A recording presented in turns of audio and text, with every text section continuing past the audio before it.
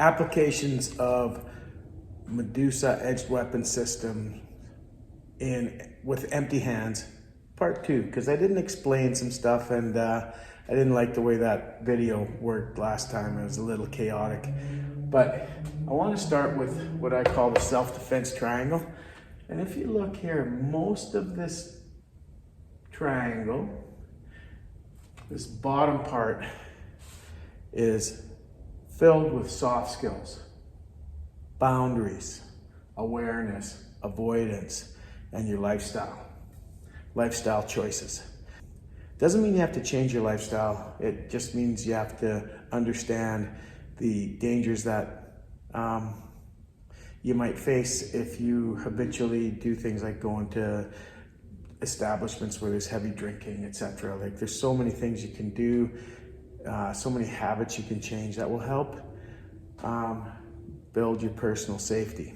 You shouldn't have to change, I understand that, but I'm not talking about what should be. I'm talking about some things that just are. Safety is your goal in self-defense. At the top here we have escape, and it points both to this bottom part and this top point of the triangle. Then we have de-escalation bargaining as half of that top part. So even if you're in, this top part represents an actual confrontation.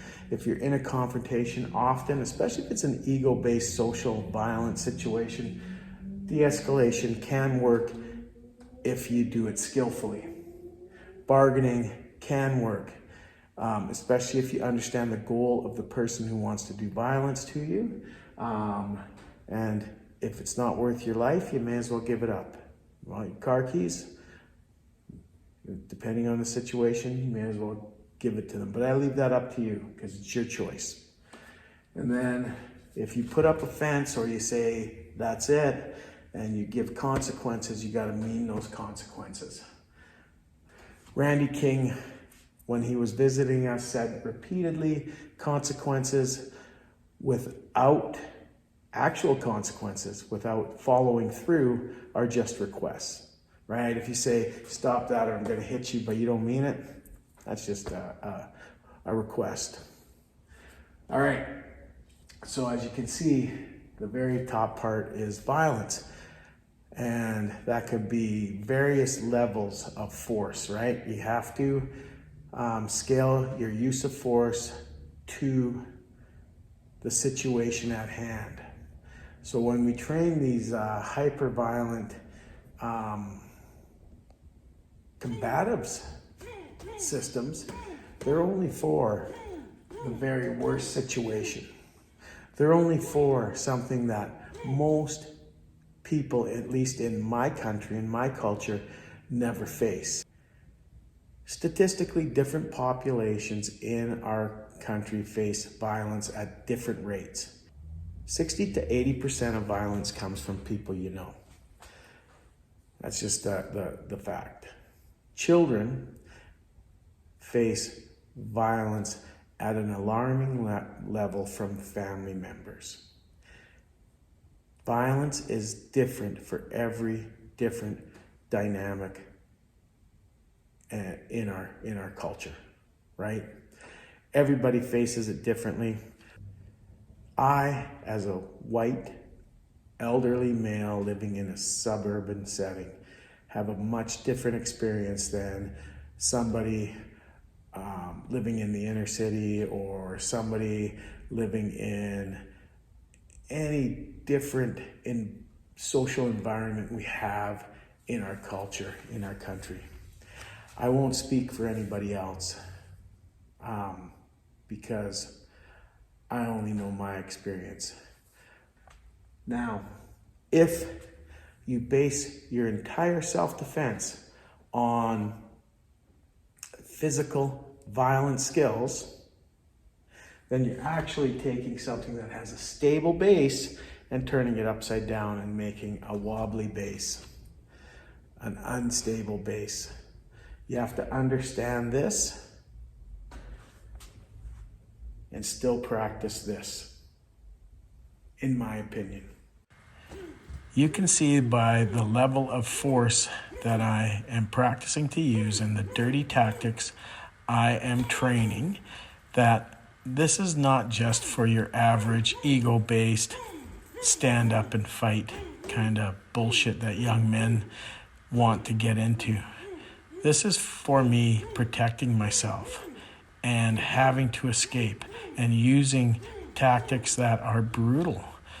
And to be honest, I just don't see that happening to me very likely in my day-to-day life. I could be very unlucky though. I've known people who have been unlucky. And actually, I've known more people to be in violent situations than I have people who've had house fires or things like that. But the idea of this being the only way that I'm able to fight and the only tactic I'm able to use is absolutely ludicrous. And it's something that people judge off of what they see in a 6-minute video. And I understand that. I do the same thing. But this goes deeper than just what I'm doing here. I've practiced martial arts for over 30 years now, and I have a toolbox that has a lot of different things in. Different skills for different situations. This is just training for the very worst situation, to get through a person quickly so I can escape or defend against the next person if I'm surrounded or something like that. However, the reality is that bottom part of the pyramid is what keeps me safe for the most part. And I understand this. This is not the first thing. This is the absolute last option, not the first option.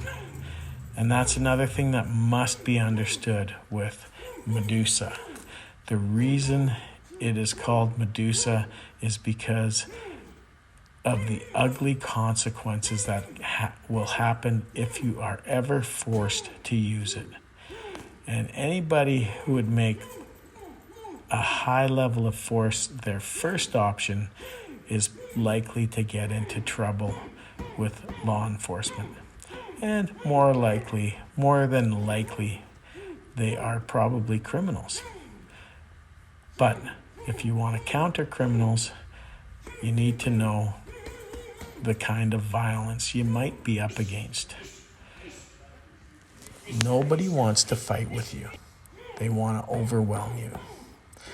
And of course, since I'm an arnisador, I had to include a little bit of stick training in here. But I hope you understand that people who train these systems are not psychos who want to go around and hurt people. They're just average people who want to be prepared for the very worst day of their lives. Context in these videos do matter. I want people to understand that a lot of this violent stuff that I'm training to do is something that I know I will likely never have to do, but I enjoy training it. And I enjoy passing it on to the right-minded people, because out of the years of training and teaching, I've had several students come back to me and say that what I taught them helped them in a really bad situation. I want people to have an honest and accurate, as honest as I can be,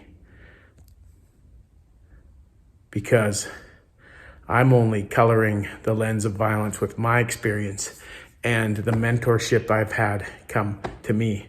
So I want to be as honest as I can be to my students about violence and about personal safety. If you only practice for violence and you don't understand things like that self-defense triangle, you are being an irresponsible instructor. You need to go deeper, you need to dig deeper. But if you look at the people who are doing the MEDUSA system, they all, every last one of them, have that understanding.